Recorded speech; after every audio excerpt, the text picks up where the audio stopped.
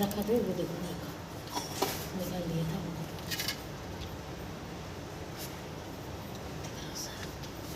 तीन दिन जमा नहीं पहुँचू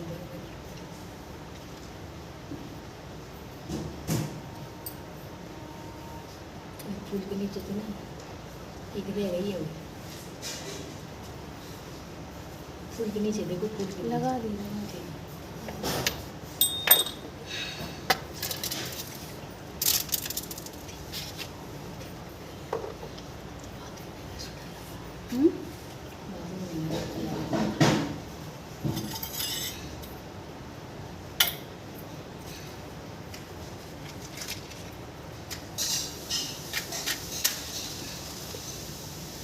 बंद करने थोड़ी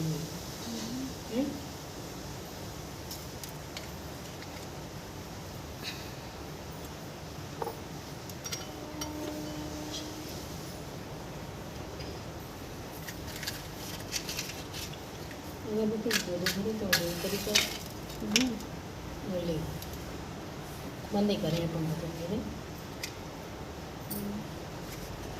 चलने दो गर्मी लगेगी है ना वो उठाया नहीं हमने रखी डब्बे में ना यही रखे आपके पीछे ये पीछे डलिया के पीछे है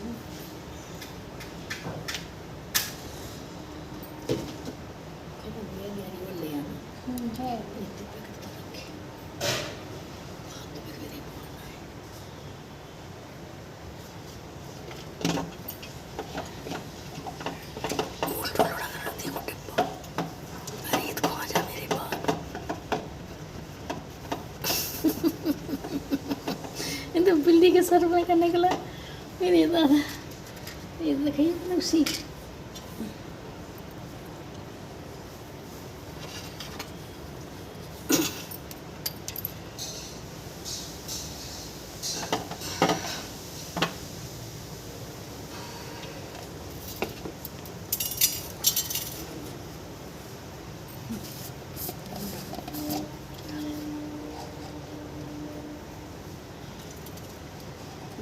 स्वाहा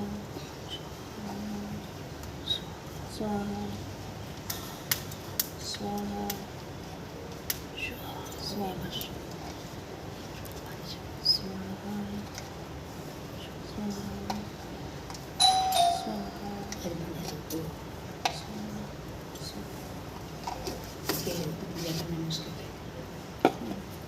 क्या करें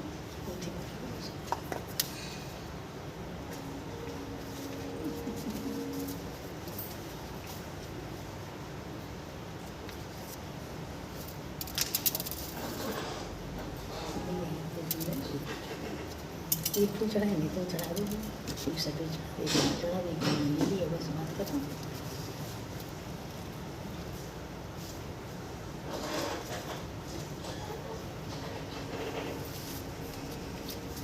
सभी चढ़ा दो शंकर जी कौन है जिनकी हम पूजा कर रहे हैं कहीं नजर आ रहे उनके नाम ये में से साधु में से जहाँ वहाँ से बैठे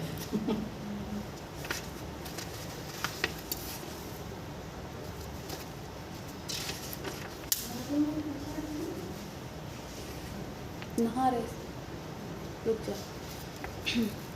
संतान सप्तमी व्रत कथा। एक दिन महाराजा युधिष्ठिर ने भगवान से कहा, हे प्रभु, कोई ऐसा उत्तम व्रत बतलाइए जिसके प्रभाव से मनुष्यों के अनेकों सांसारिक क्लेश दुख दूर होकर वे पुत्र एवं पौत्रवान हो। यह सुनकर भगवान बोले, हे राजन, तुमने बड़ा ही उत्तम प्रश्न किया है। मैं तुमको एक पौराणिक इतिहास सुनाता हूँ, ध्यानपूर्वक सुनो। एक दिन लोमस ऋषि ब्रजराज की मथुरापुरी में वसुदेव देवकी के घर गए। ऋषिराज को आया हुआ देख करके दोनों अत्यंत प्रसन्न हुए तथा उनको उत्तम आसन पर बिठाल करके उनका अनेक प्रकार से बंधन और सत्कार किया। फिर मुनि के चरणोदक से अपने घर तथा शरीर को पवित्र किया। वह प्रसन्न होकर उनको कथा सुनाने लगी। कथा के कहते लोमस ने कहा, हे देवकी, दुष्ट दुराचारी पापी कंस ने तुम्हारे कई पुत्र मार डाले हैं, जिसके कारण तुम्हारा मन अत्यंत दुखी है। इसी प्रकार राजा नहुष की पत्नी चंद्रमुखी भी दुखी होकर रहा करती थी, किंतु उसने संतान सप्तमी का व्रत विधि विधान से किया, जिसके प्रताप से उनको संतान का सुख प्राप्त हुआ। यह सुनकर देवकी ने हाथ जोड़कर मुनि से कहा, हे ऋषिराज, कृपा करके रानी चंद्रमुखी का संपूर्ण वृत्तांत और तथा इस व्रत का विधान विस्तार सहित मुझे बतलाइए, जिससे मैं भी इस दुख से छुटकारा पाऊं। लोमस ऋषि ने कहा, हे देवकी, अयोध्या के राजा नहुष थे और उनकी पत्नी चंद्रमुखी अत्यंत सुंदर थी। उनके नगर में विष्णुगुप्त नामक एक ब्राह्मण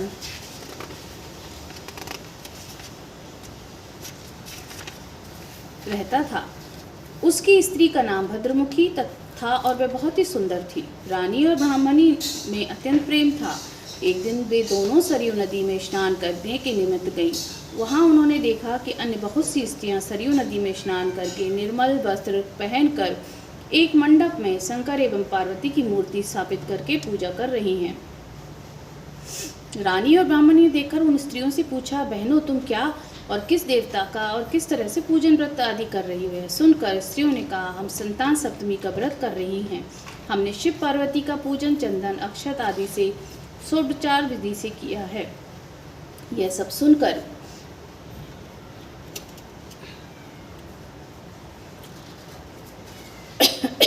यह सब इसी पुनीत व्रत का विधान है। सुनकर रानी और ब्राह्मणी ने भी इस व्रत के करने का मन ही मन संकल्प किया और घर वापस लौट आई। ब्राह्मणी भद्रमुखी तो इस व्रत को नियम पूर्वक करती रही, किंतु रानी चंद्रमुखी राजमद के कारण कभी इस व्रत को करती, कभी नहीं, कभी भूली जाती। कुछ समय दोनों मर गईं और दूसरे जन्म में रानी बंदरिया और ब्राह्मणी मुर्गी बनी। परंतु ब्राह्मणी मुर्गी की योनि में भी कुछ नहीं भूली और भगवान शंकर तथा पार्वती जी का ध्यान करती रही। उधर रानी बंदरिया की योनि में भी सब कुछ भूल गई। थोड़े समय बाद दोनों ने यह देह त्याग दी। अब इनका तीसरा जन्म मनुष्य योनि में हुआ। उस ब्राह्मणी ने एक ब्राह्मणी के यहाँ कन्या के रूप में जन्म लिया। उस ब्राह्मण ने कन्या का नाम भूषण देवी रखा तथा विवाह कोकुल निवासी अग्निशील ब्राह्मण से कर दिया। भूषण देवी इतनी सुंदर थी कि वे आभूषण रहित होते हुए भी अत्यंत सुंदर लगती थी।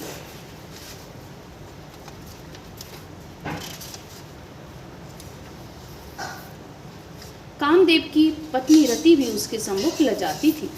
भूषण देवी के अत्यंत सुंदर सर्व गुण संपन्न चंद्रमा के समान धर्मवीर कर्मनिष्ठ सुशील स्वभाव वाले 8 पुत्र उत्पन्न हुए।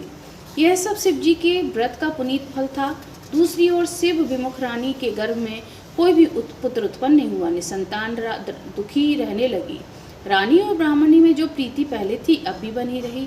रानी जब वृद्धावस्था को प्राप्त होने लगी तो उनके गूंगा बहरा और बुद्धिहीन अल्पायु वाला पुत्र पैदा हुआ तथा वह 9 वर्ष की आयु में इस क्षण भंगुर संसार को छोड़कर चला गया। अब तो रानी शोक से अत्यंत दुखी हो व्याकुल रहने लगी। दैव योग से भूषण देवी ब्राह्मणी रानी के यहाँ अपने पुत्र को लेकर पहुंची। रानी का हाल सुनकर उससे बहुत दुख हुआ, किंतु उनमें किसी का क्या बस। कर्म और प्रारब्ध के लेखिका स्वयं ब्रह्मा भी मेट नहीं सकते। रानी कर्मच्युत भी थी, इसलिए उसे दुख भोगना पड़ा। इधर रानी उस पंडितानी के इस वैभव और 8 पुत्रों को देखकर मन में ईर्ष्या करने लगी। उसके मन में पाप उत्पन्न हुआ तथा तब उस ब्राह्मणी ने रानी का संताप दूर करने के निमित्त अपने 8 पुत्र रानी के पास छोड़ दिए। रानी ने पाप के वशीभूत होकर उन ब्राह्मण पुत्रों की हत्या करने के विचार में लड्डू में विष मिला दिया, परंतु भगवान शंकर की कृपा से एक भी बालक की मृत्यु नहीं हुई। यह देखकर तो रानी अत्यंत ही आश्चर्यचकित हो गई और इस रहस्य का पता लगाने की ठान ली। भगवान की पूजा से निर्वत हो जब भूषण देवी आई तो रानी ने उससे कहा, मैंने तेरे पुत्रों को मारने के लिए इनको जहर दिया, पर उनमें से एक नहीं मरा। तूने कौन सा दान किया है? इसके कारण तेरे यह पुत्र नहीं मरे। तू नित्य नए सुख भोग रही है, तेरा बड़ा सौभाग्य है। इसका भेद तू मुझसे निष्कपट होकर समझा, मैं तेरी बड़ी ऋणी रहूंगी। रानी के ऐसे दीन वचन सुन भूषण देवी ब्राह्मणी कहने लगी, सुनो, तुमको 3 जन्म का हाल कहती हूँ तो ध्यान पूर्वक सुनना। पहले जन्म में तुम राजा नहुष की पत्नी, दूसरे में तुम्हारा नाम था चंद्रमुखी, मेरा भद्रमुखी और मैं ब्राह्मणी थी। हम तुम अयोध्या में रहते थे, मेरी तुम्हारी बड़ी प्रीति थी। एक दिन सरयू नदी में स्नान करने को गई और दूसरी स्त्रियों को संतान सप्तमी का उपवास, शिव जी का व्रत अर्चन करते देख हमने इस उत्तम व्रत को करने की प्रतिज्ञा की, किंतु तुम सब भूल गई और झूठ बोलने का दोष तुमको लगा, जिसे तुम आज भी भोग रही हो। मैंने इस व्रत को आचार विचार सहित नियम पूर्वक किया और आज भी करती हूँ। दूसरे जन्म में तुमने बंदरिया का जन्म लिया और मैंने मुर्गी का। भगवान शंकर की कृपा से इस व्रत के प्रभाव से भगवान को इस जन्म में भी न भूली और निरंतर उस व्रत को नियमानुसार करती रही। तुम अपने बंदरिया के रूप में भी सब कुछ भूल गई। मैं तो समझती हूँ कि तुम्हारे ऊपर यह जो भारी संकट है उसका एकमात्र कारण यही है कि दूसरा कोई इसका कारण नहीं हो सकता। इसलिए मैं तो कहती हूँ आप अब भी संतान सप्तमी की व्रत विधि को विधि सहित कीजिए, जिससे आपके सारे संकट दूर हो जाएं। लोमस ऋषि ने कहा, हे देव की, भूषण ब्राह्मणी के मुख से अपने पूर्व जन्म की कथा तथा व्रत संकल्प इत्यादि को सुनकर रानी को पुरानी बातें याद आ गई और वह पश्चाताप करने लगी तथा भूषण ब्राह्मणी के चरणों में पड़कर क्षमा याचना करने लगी।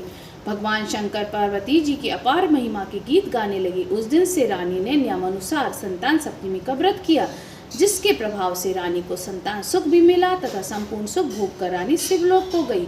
भगवान शंकर के व्रत का ऐसा प्रभाव है कि पथभ्रष्ट मनुष्य भी अपने व्रत को अग्रसर हो जाता है और अनंत ऐश्वर्य भोग कर मोक्ष पाता है। लोमस ऋषि ने कहा कि देव की, इसलिए मैं तुमसे भी कहता हूँ कि तुम इस व्रत को करने का संकल्प अपने मन में करो, तुमको भी संतान सुख मिलेगा। इतनी कथा सुनकर देव की हाथ जोड़कर लोमस ऋषि से पूछने लगी, हे ऋषिराज, मैं इस पुनीत उपवास को अवश्य करूंगी, किंतु आप इस कल्याणकारी एवं संतान सप्तमी सुख देने वाले व्रत का उपवास विधान नियम विधि आदि से समझाइए। यह सुनकर ऋषि बोले, देव की, यह पुनीत उपवास भादों के महीने में शुक्ल पक्ष की सप्तमी के दिन किया जाता है। उस दिन ब्रह्म मुहूर्त में उठकर किसी दिन नदी अथवा कुएं का पवित्र जल में स्नान करके निर्मल वस्त्र पहनने चाहिए। श्री भगवान शंकर और जगदम्बा पार्वती की मूर्ति की स्थापना करें। इसका एक गंडा बनाएं तथा उस गंडे में 7 गंठ लगाएं। इस गंडे को धूप दीप अष्ट गंध से पूजा करके अपने हाथ में पहन दें। भगवान शंकर से अपनी मनोकामना पूर्ण करने की प्रार्थना करें। तदंतर 7 पुआ बनाकर भगवान का भोग लगावें और साथ ही पुआ एवं यथाशक्ति सोने अथवा चांदी की अंगूठी बनवाकर इन सब को एक तांबे के पात्र में रखकर उनका षोडचार विधि से पूजन करके सदाचारी धर्मनिष्ठा सत्यपात्र ब्राह्मण को दान देवें। इसके पश्चात 7 पुआ एवं प्रसाद के रूप में ग्रहण करें। इस प्रकार इस व्रत का पारायण करें। प्रतिपाल की शुक्ल पक्ष की सप्तमी के दिन हे देव की, व्रत को इस प्रकार विधि नियम पूर्वक करने के समस्त पाप नष्ट हो जाते और भाग्यशाली संतान उत्पन्न होती है। अंत में शिवलोक की प्राप्ति होती है। देव की, मैंने तुमको संतान सप्तमी का व्रत संपूर्ण विधान से बताया, उसको अब तुम नियम पूर्वक करो, जिससे तुम्हारे उत्तम संतान पैदा होगी। इतने सुनकर भगवान आनंद कंद श्री कृष्ण ने धर्मात्मा युधिष्ठिर से कहा, श्री लोमस ऋषि इस प्रकार हमारी माताओं को शिक्षा देकर चले गए। ऋषि की कथानुसार हमारी माता देवकी ने इस व्रत को नियमानुसार किया। इसके पश्चात हम उत्पन्न हुए। यह विधि विशेष रूप से स्त्रियों को कल्याणकारी है परंतु पुरुषों को वो भी समान रूप से कल्याणदायक है। संतान सुख देने वाला, पापों का नाश करने वाला यह उत्तम व्रत है, जिसे स्वयं भी करें और दूसरों को भी कराएं।